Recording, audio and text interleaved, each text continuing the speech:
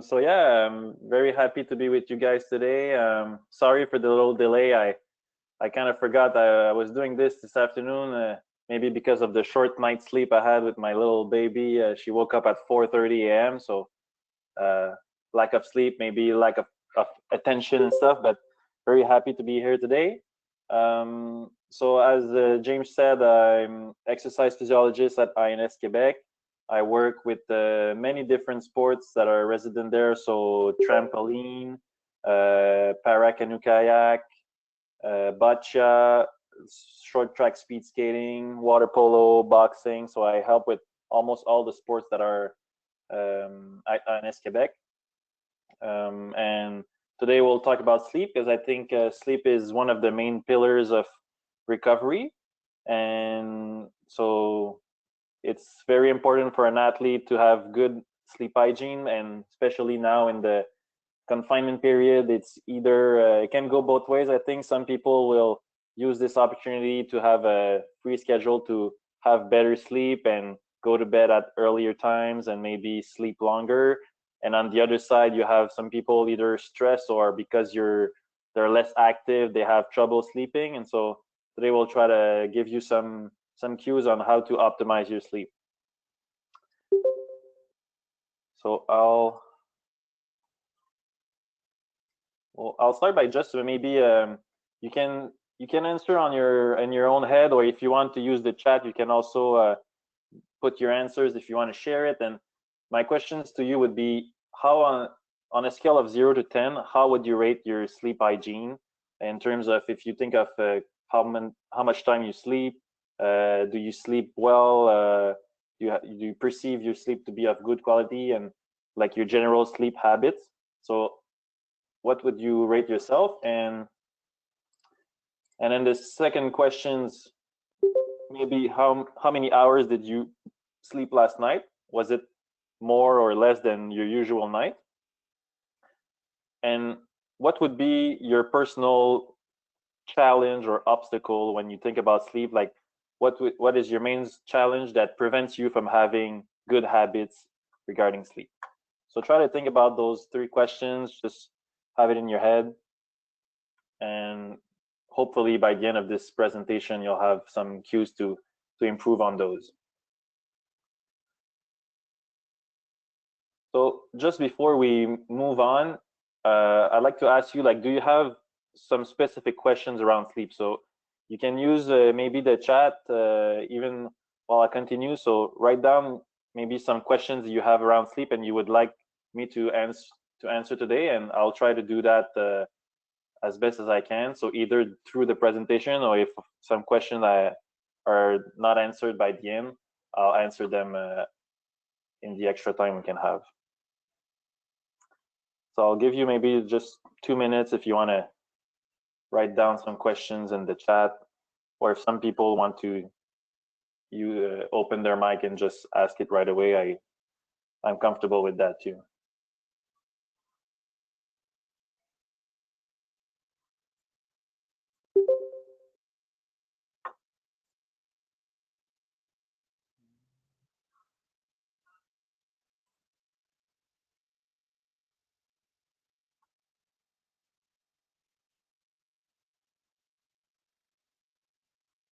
All right. So I don't know if some people use the chat, but personally on my side, I don't see anything. So either it's because I don't have access to it or nobody used it, but let's just move on. So as I said at the beginning, okay, so Ben proposes how to improve quality of sleep. So like trying to not wake up during the night, especially the waking up during the night. So how can we improve that? So I'll just write it here. I'll take some note. All right.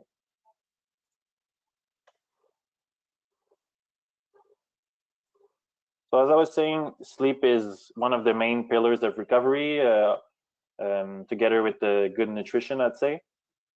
And sleep is linked to your level of arousal, your level of attention, your decision-making skills, And also it helps with all your emotional control and your endocrine or metabolic function of your body. So all these aspects, as you can see, could have effect on your training, your psychological states, your physiology function, and also like your social interaction, either with your coaches or with athletes if you're a coach, and also your teammates. So and all these aspects will have some effect on your performance. So optimizing your sleep will be one of the main objectives to have. If you don't have a good sleep quality, then it's going to be just much harder to recover from your workouts, from your competitions, even if you use all those recovery modalities. Sleep is really the first ones to see. So a little true or false. So a lack of which one is false around these three questions is a lack of sleep associated to a reduction in energetic reserves resynthesis. Do few athletes experience poor sleep quality, or is sleeping less than 9 hours a night associated with higher risk of injury or illness? So if you want, you can put on your answer quickly in the chat. So either 1, 2, or 3. So which one do you think is false?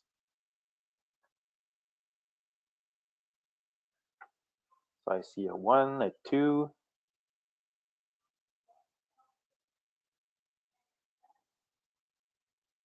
Oh, Veronique changes her answer.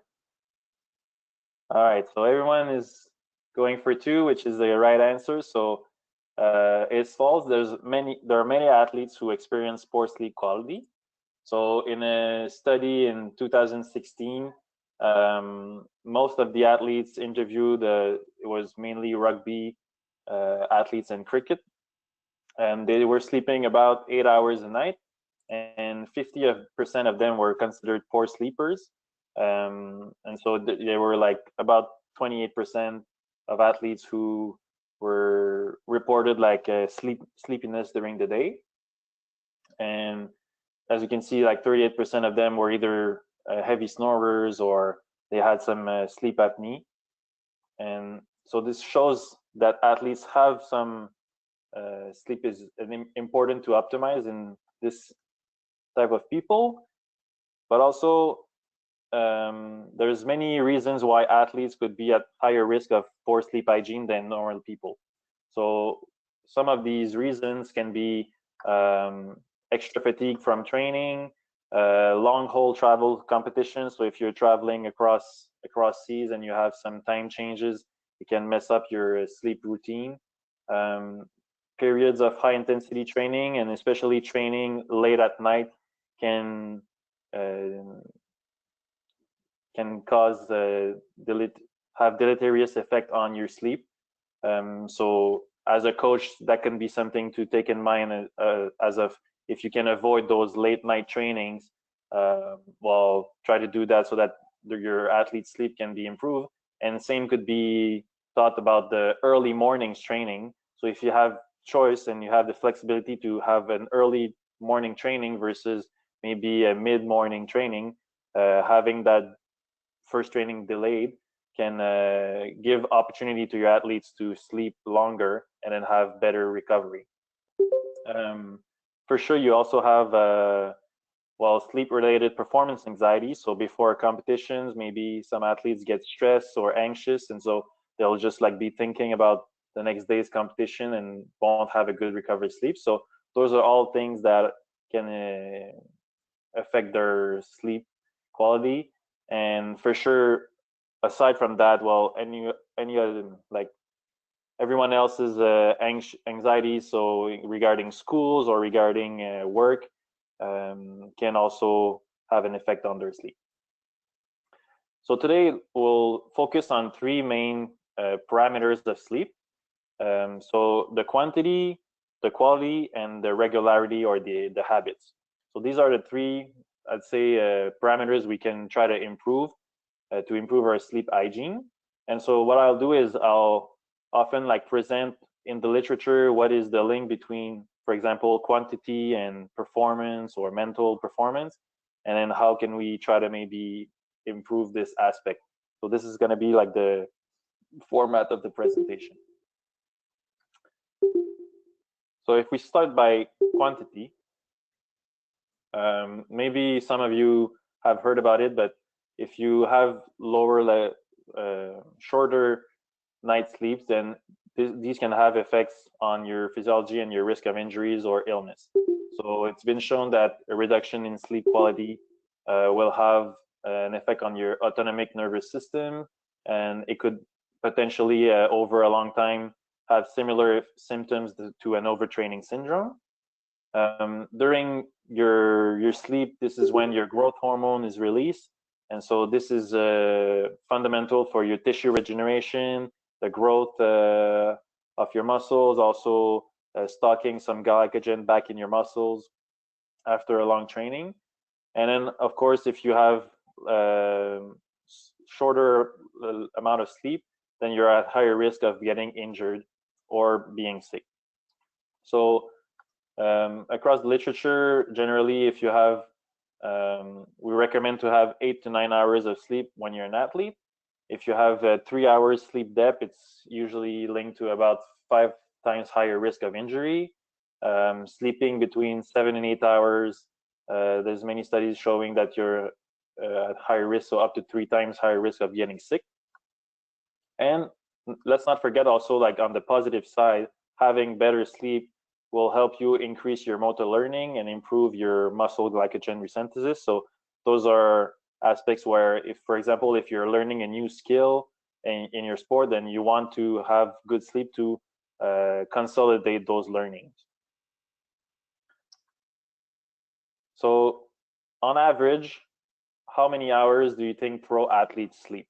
So is it between 5 to 6, 7 to 8 hours, 8 to 9, or more than 9 hours? So you can use the chat again if you want to just input your answer. All right, so it's very varied.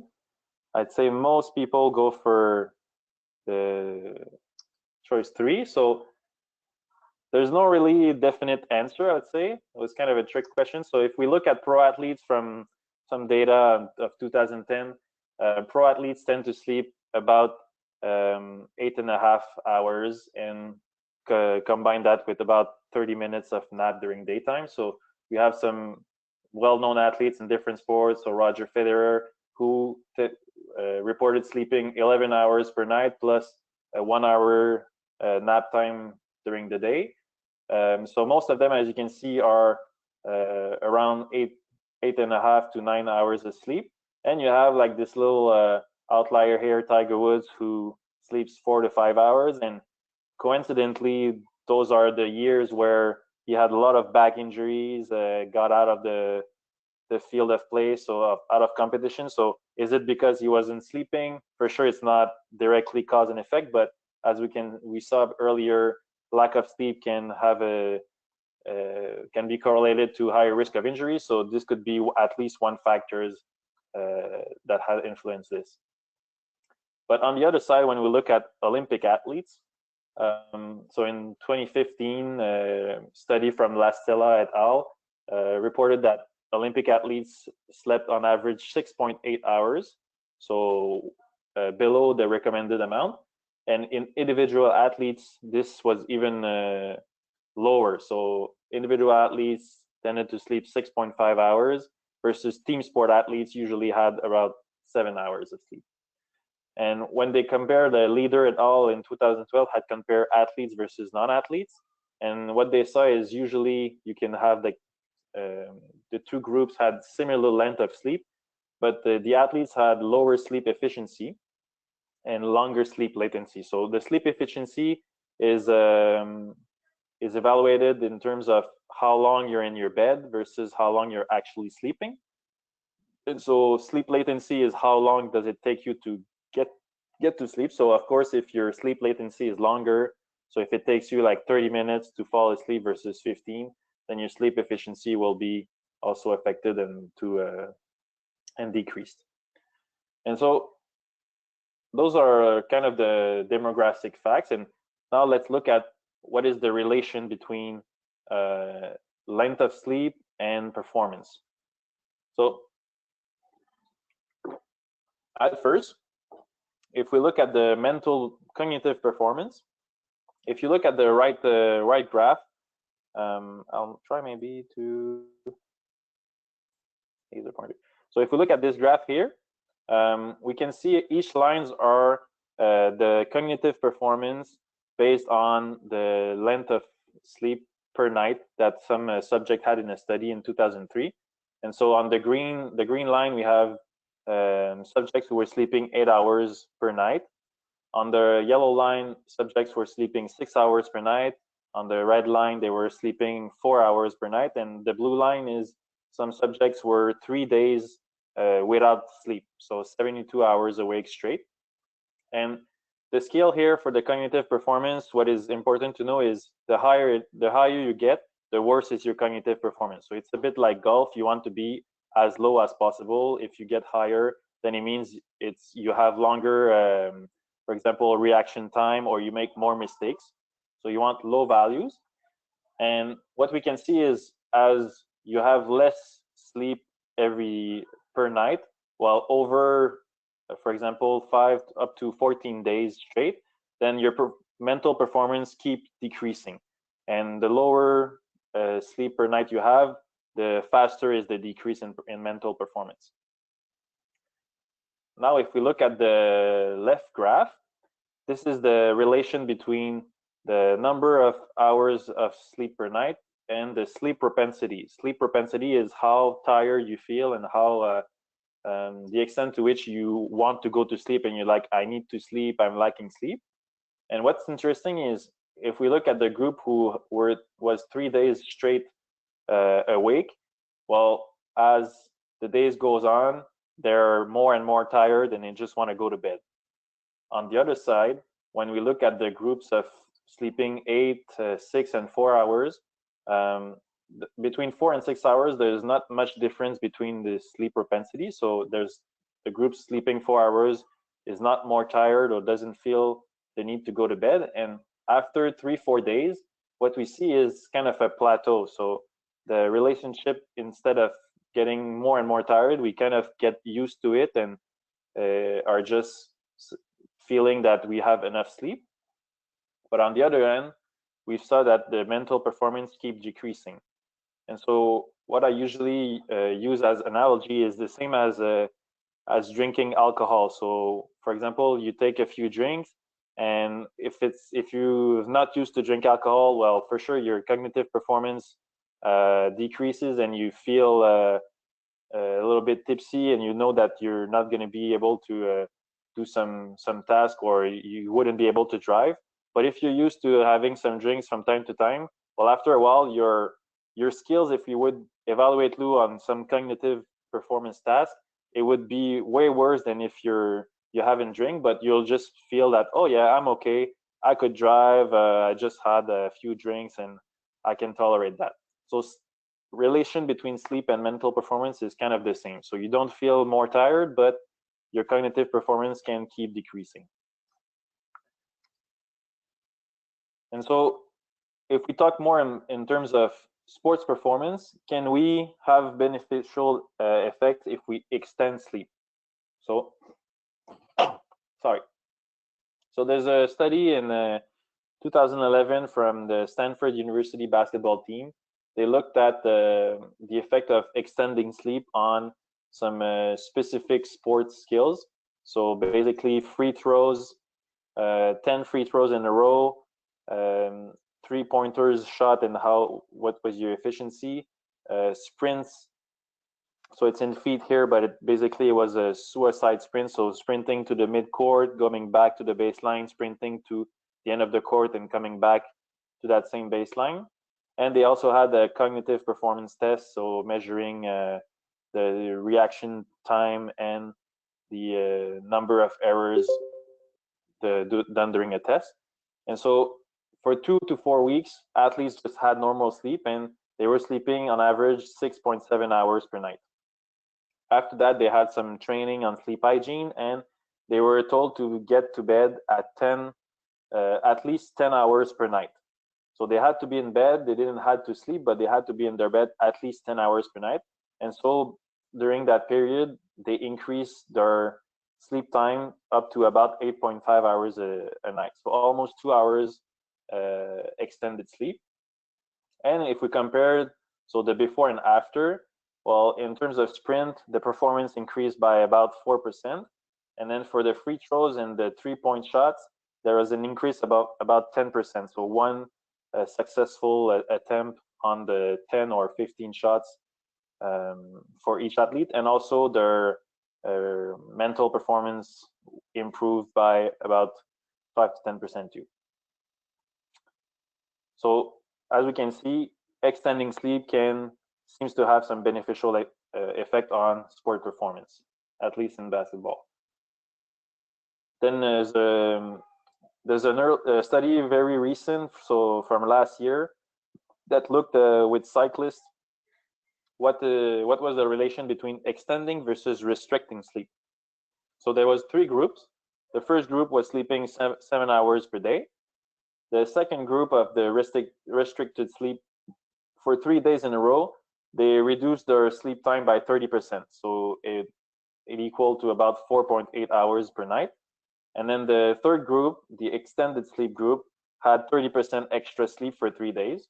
And so they were sleeping about 8.4 hours. On those, during this protocol, so for day 1, day 2, day 3, and day 4, they were doing time trials to see the effect on performance. And so after 3 days of either restricting or extending sleep, well, we could see that the control group was better on time trial than the restricted sleep group. And after 4 days, well, the extended group was even better than the control. So we see again the dose relationship between sleep and performance, where if you have more sleep, you get better than your normal state, and if you have less sleep, then your performance can decrease. As you can see, it doesn't happen like necessarily the first day, but after 3 to 4 days, we can see some effects. And another things to note from this study is, of course, the mood and vigilance from the athletes was decreased when they were lacking sleep, and it was improved when they had extended sleep. So happier athletes and more focused if you have more sleep.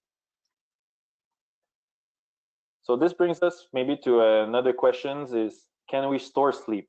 Because as I mentioned at the beginning of this presentation, some athletes might have some anxieties before a competition and have a poor night's sleep. Other athletes, maybe you're traveling far away, so you have you'll have some disturbed sleep patterns if you're going far away. And so can we store sleep to minimize those deleterious effects? And so there's one study who tried to answer that. And you had one group who had 6 normal night sleep, so about 8 hours and 15 minutes per night. And the second group, for 6 nights, they had extended sleep, so they were sleeping almost 10 hours per night. After those 6 days, there was a first performance measurement. I'm sorry, here we go. On a time to exhaustion test, so maintaining a fixed power output and trying to keep it for as long as possible. And so the group who had extended sleep performed about 4% better than the control group after those 6 days. And then everyone had 1 night of total sleep deprivation, so no one was allowed to sleep. And they redid the test on the 7th day. And what we saw is, yes, the performance decreased for both groups because they didn't sleep, but the decrease in performance was much lower for the group who had slept a lot during the week. So storing that extra sleep for 6 days minimized the decrease in performance after a total night of sleep deprivation. So this can be interesting, for example, if you know that you're going to be traveling far and that you're going to have maybe to sleep in the plane and you're not a good sleeper, or your athletes are not good sleepers. Well, you can try the week before manage the schedule so that you can store more sleep, have longer night's sleep, and then knowing that you're going to have maybe 1 night with poor sleep, but it's going to minimize the negative effects.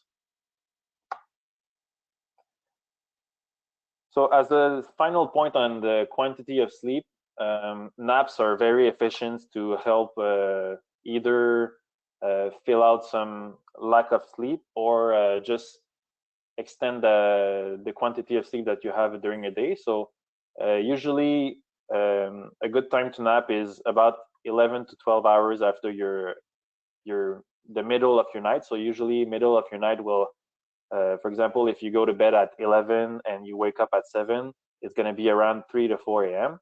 So napping around 2 to 3 p.m. will be a good time usually. And this is where in general, people will feel that sleep propensity, or sleepiness during the day. It usually happens just after lunch. So this is a good time to do a quick nap.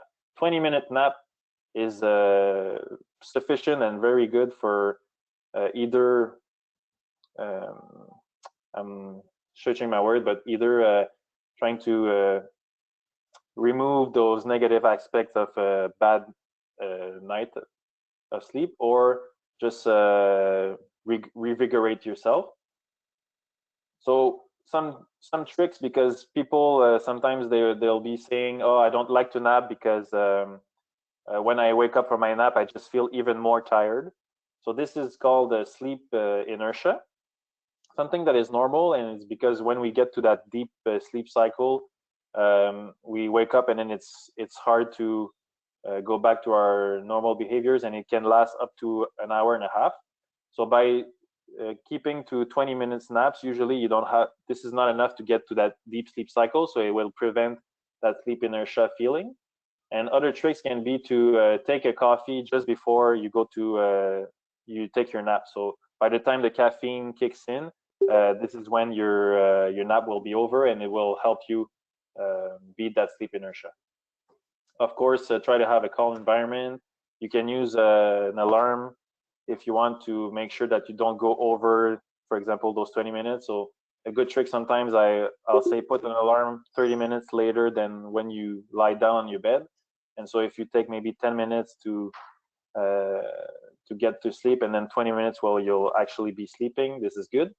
And there's also some studies showing that you don't necessarily need to sleep during your nap. Just closing your eyes and relaxing or doing some meditation can have beneficial effects.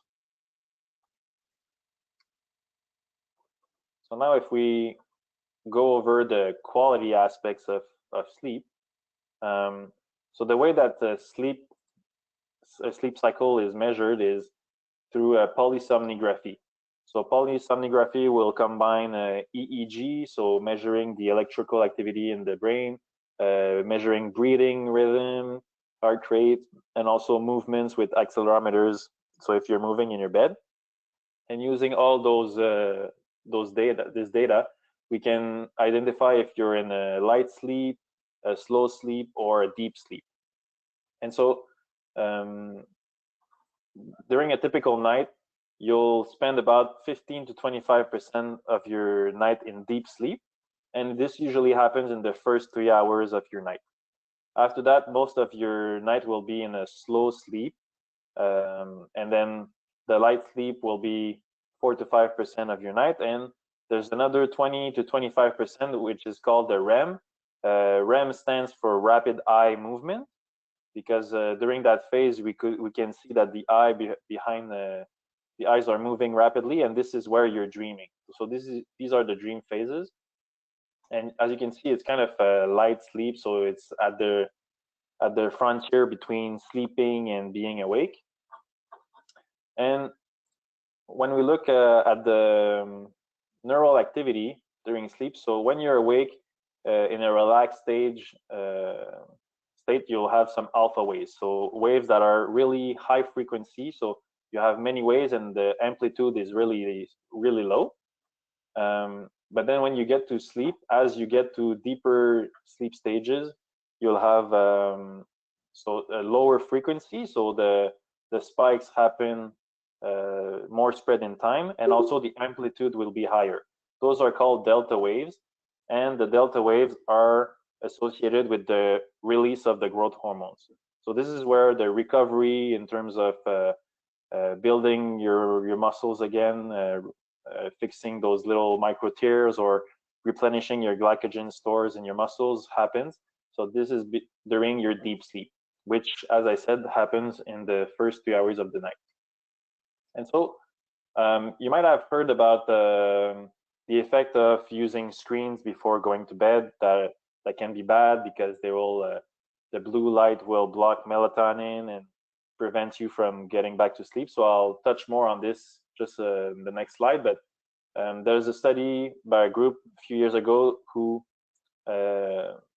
looked at the difference between reading a book versus reading the same book but on an iPad, so on a screen. And what they found is, in terms of the sleep time, it was similar. There was no significant difference between groups, so both groups sleeps just as long. The percentage of the night spent in the different stages of sleep, so either the light sleep, the slow sleep, or the deep sleep, it was similar. So no difference there. Time spent during the REM stages was also similar. And in terms of sleep latency, also, it didn't take more time for the group reading on the iPad to fall asleep than the group reading on a book. There was a significant difference for the KSS, which is the Carolina Sleep Scale, which is a scale questionnaire asking if you're falling asleep and other questions related to that. And there was a small difference. So the people reading the book were more prone to going to bed by a slight margin.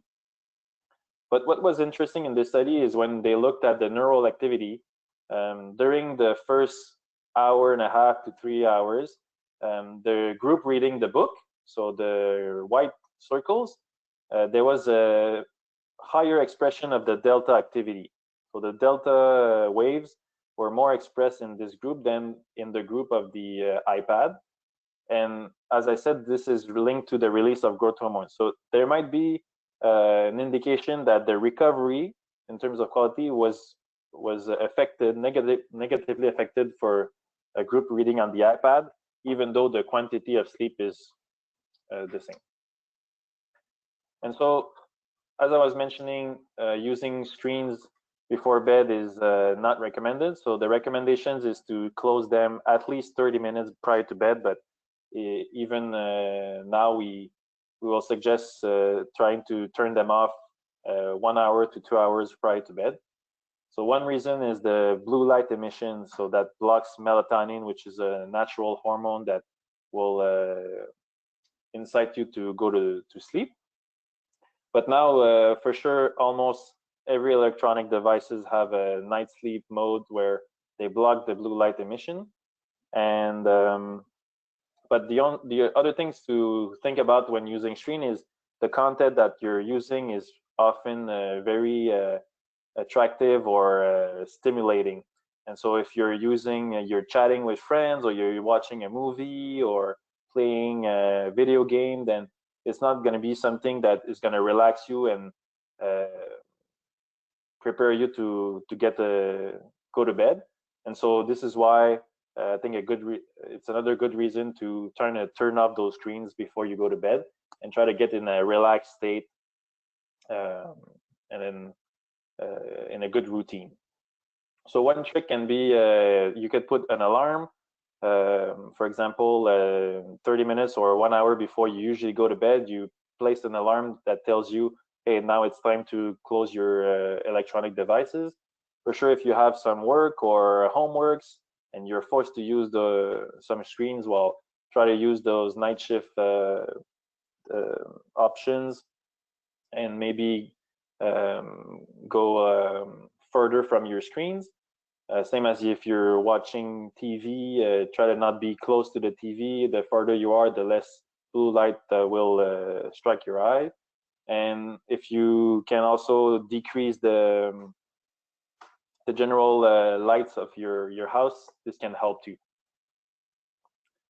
So for a good night's sleep, some general recommendations. I'm sorry, it's in French. So of course, try to have a dark room. Ideally, you want some like cold temperatures. So 18 to 19 can be too cold for some people, but generally, if you have very hot room, sleep quality will be decrease. So you want a room that is temperate and on the cold side. If you have pets at home, then maybe you want to think about not letting them go in your room if they're going to wake you up in the middle of the night. On the other side, if they're going to be scratching at the door and whining, then maybe it's better that they just come and sleep at your feet. Try to minimize the noise. So a good trick can be to use earplugs. For some people that tends to wake up at the smallest noise, earplugs can be a good trick. And try to also respect your rhythm. So we'll talk about that in the next section, but trying to go to bed at same hours and waking up at similar hours every day will help you have a regular sleep cycle and can improve your sleep quality.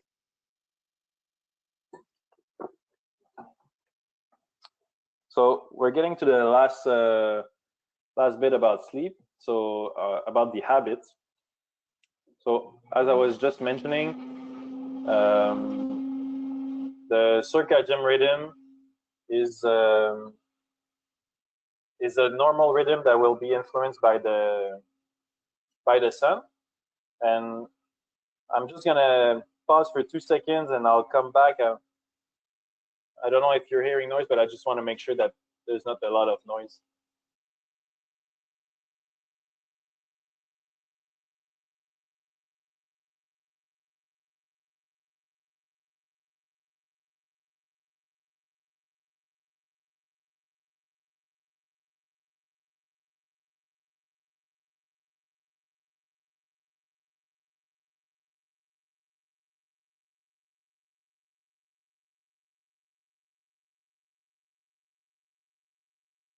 All right, I'm so sorry about that. So yeah, so the circadian rhythm is a normal cycle that is influenced by daylight. However, your sleep habits can shift this rhythm. So if you go to bed at a specific time every day, or if you were a night shift worker, eventually, if you always go to bed at late times and wake up in the middle of the day, your rhythm will adjust to that. But as soon as you're gonna come back to your natural cycle based on the sun, it will revert to something more natural. Some people are more late night sleepers or owl types, and others are the kind of people who will need to go to bed very early and wake up super early. And depending on the days, like for sure, there's some aspects. For example, in around 10 a.m., it's usually where you have your highest alertness. While at night you have some a great time for cardiovascular efficiency and muscle strength. And I think competitions in certain sports are based a little bit on this, that we place competitions at specific times during the day to try to be in our best state. When you travel, so I'm just touching a little bit on jet lag adjustments, but when you travel, the challenge is that your circadian rhythm will be out of phase with the new time that you are. So, for example, if you're going from Vancouver to Montreal, the sleep cycle, the normal circadian rhythm will be kind of fast forward. So when it's 10 a.m. and 10 p.m. in Montreal, and you might have to think about going to sleep, it's only 7 p.m. in Vancouver. So you're not going to be ready to go to sleep. You'll be at your highest body temperature and highest blood pressure. So there's some ways that you can help shifting this circadian rhythm faster. Of course, after a few days, you'll adapt with the local times. So exposure to sunlight is one of the best ways to adapt. But we can use this to kind of accelerate this process. And so a good tool to use is Jet Lag Rooster. I'm just gonna maybe show you That works.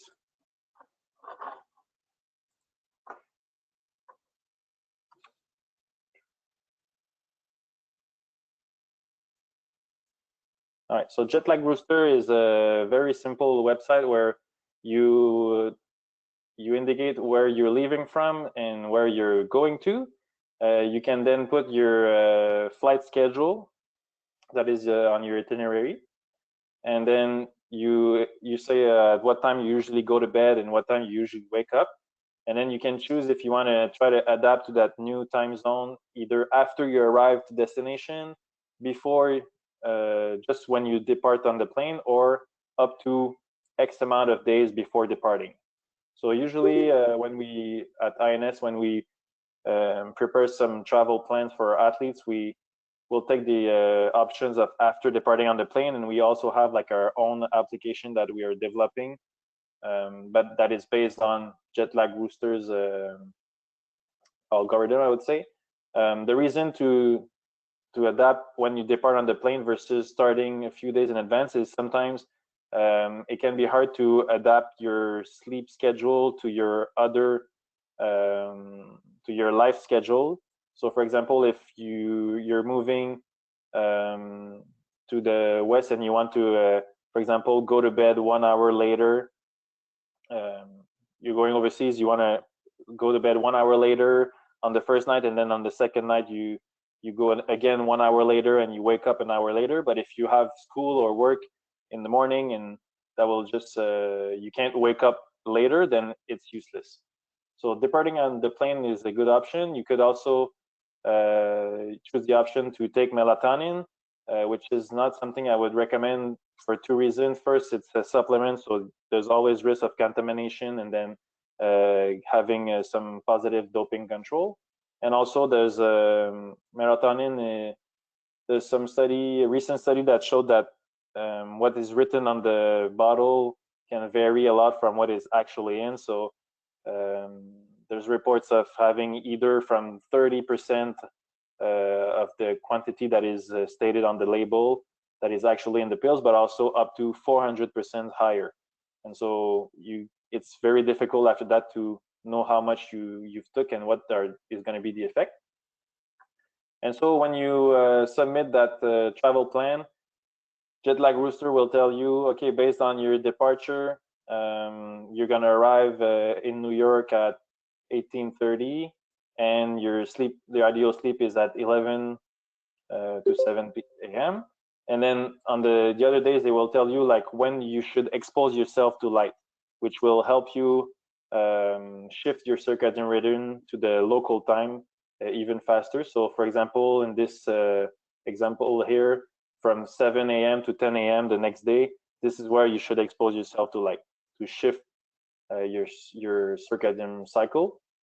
If you're traveling from east to west, the exposure would be before time because we want to delay our cycle. But when we're moving toward the east, we usually expose ourselves during the morning so that it will accelerate the cycle for this day. So if you want to try it out, it can be a great tool to help you plan your next travels with your teams. And as I was saying, some people have different chronotypes. And so if you want to have a feeling of what is your own chronotype, you can answer those two questions and the next two that will follow. So considering your own feeling best rhythm, at what time would you get up if you were entirely free to plan your day? So disregard any school, work, or training obligations. But if you had to choose, at what time would you get up? And so if you choose answer A, you give yourself 4 points. If you choose B, you give yourself 3 points, and you go on like this until answer E, which is 0. Then the next question, how alert do you feel during the first half hour after having awakened? So if you choose A, you give yourself 0 points, B 1 point, C 2 points, and D 3 points.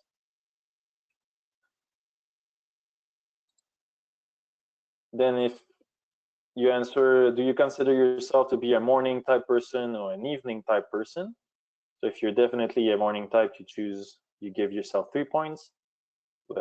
And at the opposite, if you're definitely an evening type, you give yourself 0 points. And finally, considering your own feeling best rhythm, at what time would you go to bed if you were entirely free to plan your evening? So going to bed at 8, between 8 and 9 would give you 4 points, but going at bed really late would give you 0 points. So you make the sum of those 4 questions, and if you have a score lower than 4, you're an evening type, and if your score is higher than 4, you're more a date morning type. So there's not maybe I wouldn't say there's a current type that is best.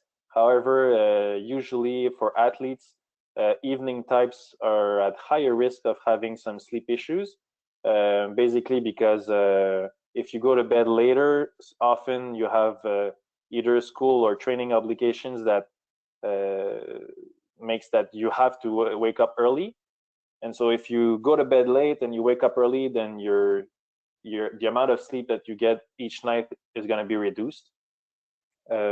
But on the other side, if you're a morning type person and you go to bed early and you wake up early too, then there's less chances of having those limited sleep amount.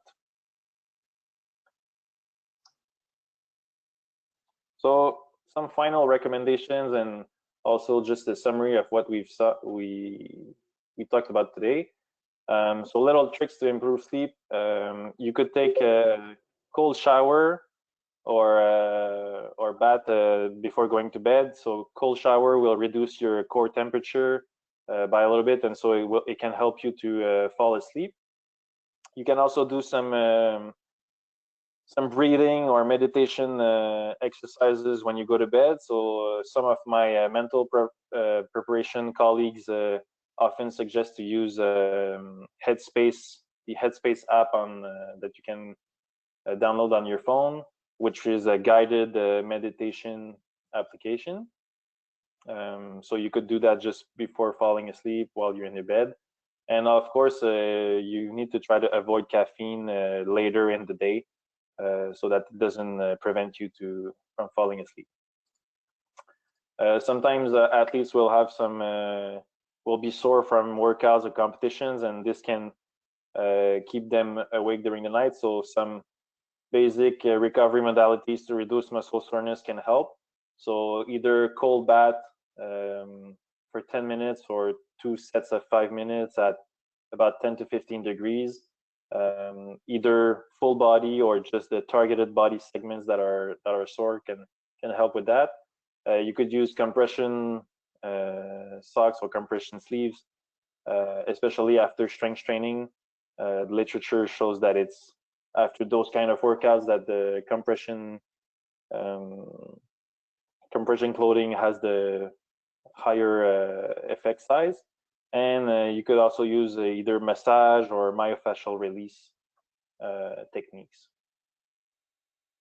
So as a summary of what we've talked about today, in terms of quantity, aim for 7 to 9 hours of sleep.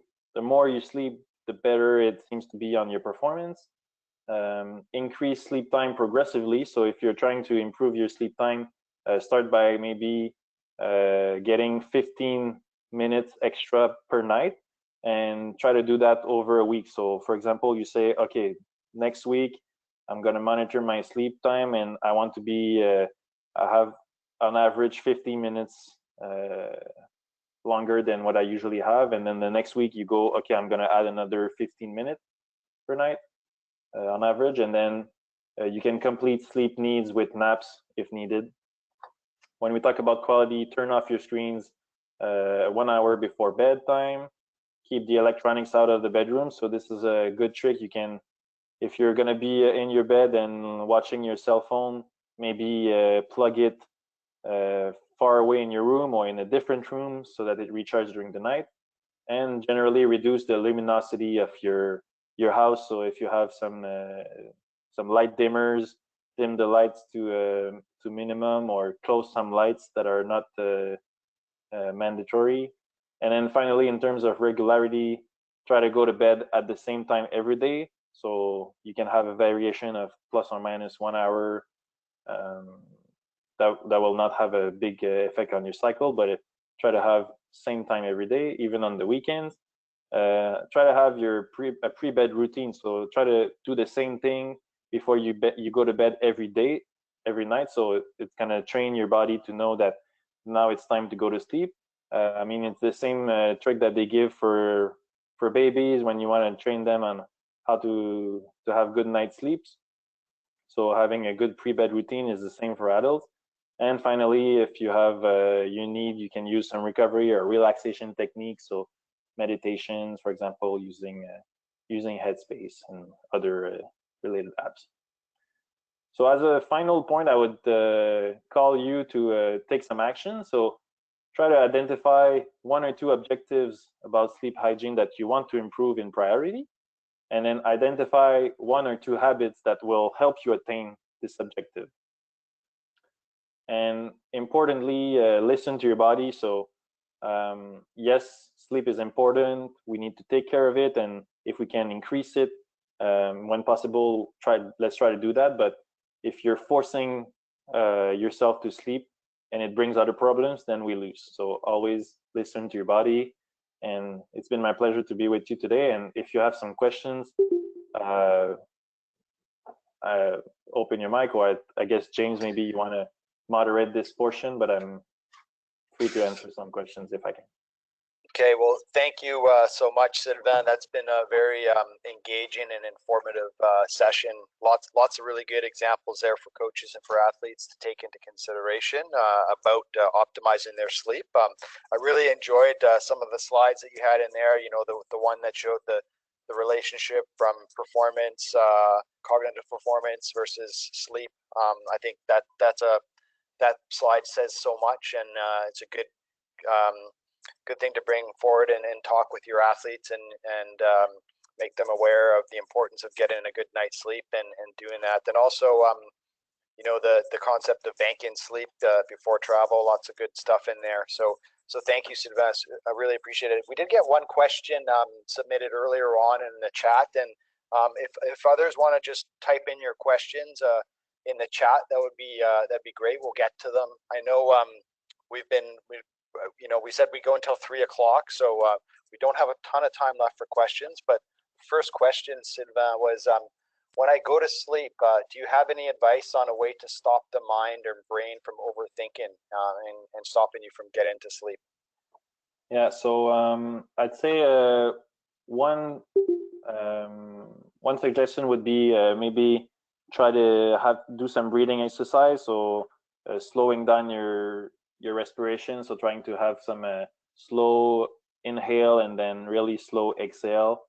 For example, 4 seconds in, 8 seconds out can for at least three times and even more can help you relax. You could use maybe some applications like Headspace.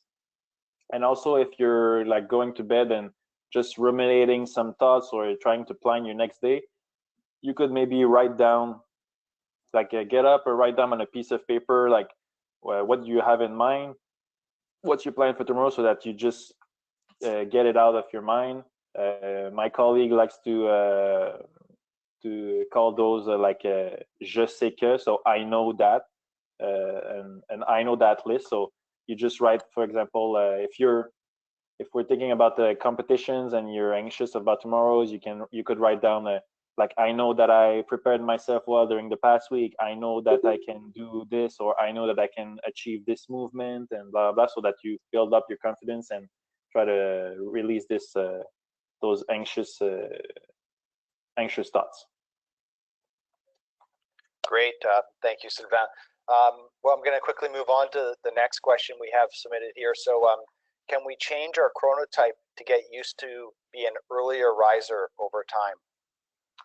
I'd say that yes, you can. So having a regular cycle where you get up at an earlier time and you go to bed at an earlier time too. Over time, you can change your chronotype, but everyone has their own kind of natural chronotype, and this is when, if you break that routine, you might go back to your natural instinct. So if naturally you're an owl person, as soon as you'll get off of your routine, you might go back to this natural way of sleep, and so it might take you a few days to go back. There's some research using some luminotherapy. So when you wake up, either exposing yourself to natural sunlight or having some high power lights to expose yourself for a few minutes can help you shift that cycle and help you be an earlier, a morning type person. Okay, great, thanks. We have another question here. How to improve the quality of sleep, especially when waking up during the night? Good question. I'd say it's normal to wake up during the night, so it's normal to have some brief wake periods. If you have trouble to go back to sleep, this is when you want to try to fix that problem. So either if you have trouble going back to sleep because you're thinking about stuff, maybe try to do some breathing exercise or clearing your head like that. I know we also had the question earlier about like, is it better to stay hydrated and wake up often during the night, or stay not hydrated and sleep longer? I'd say hydration is very important. So you want to stay hydrated, then maybe it's probably better to stay hydrated over the whole day than just banking a few water glasses just before you go to bed and then waking up. So I'd say keep good hydration, but maybe not just before the bed. Don't drink a big 500 milliliters or more of water, but that should help. Okay, great. And this is going to be the last question, Sylvain. So this one says, what happens when the athlete can't sleep when they have a lot of load, or when they have lots of high volume training? So, well, I'd say if the sleep, I'm not sure I understand perfectly the question, but like, if the athletes can't sleep because they have too much training and they don't have enough time to sleep, then I think it's the coach's job to revise the training plan so that they have enough opportunities to sleep. For sure, if you need to use naps as a way to kind of increase or get some extra sleep, then it's one way to do it. But I'd say I think it's part of the coaching job to make sure that athletes have the opportunity to have some good sleep hygiene, and then they can have high load of training for sure, but it shouldn't be at the expense of recovery. Awesome. Very good advice there. Thank you, Sylvain. So we're getting a bunch of people here just saying thank you. Thank you for your time and for the presentation. I think everyone enjoyed it. So lots of thanks to Sylvain for joining us today. And without further ado, we're going to end the webinar today. So I hope to see many of you next week at our Connect with CKC webinar. Thank you so much, Sylvain, and thank you to everyone for joining us. Have a good week. Thank you.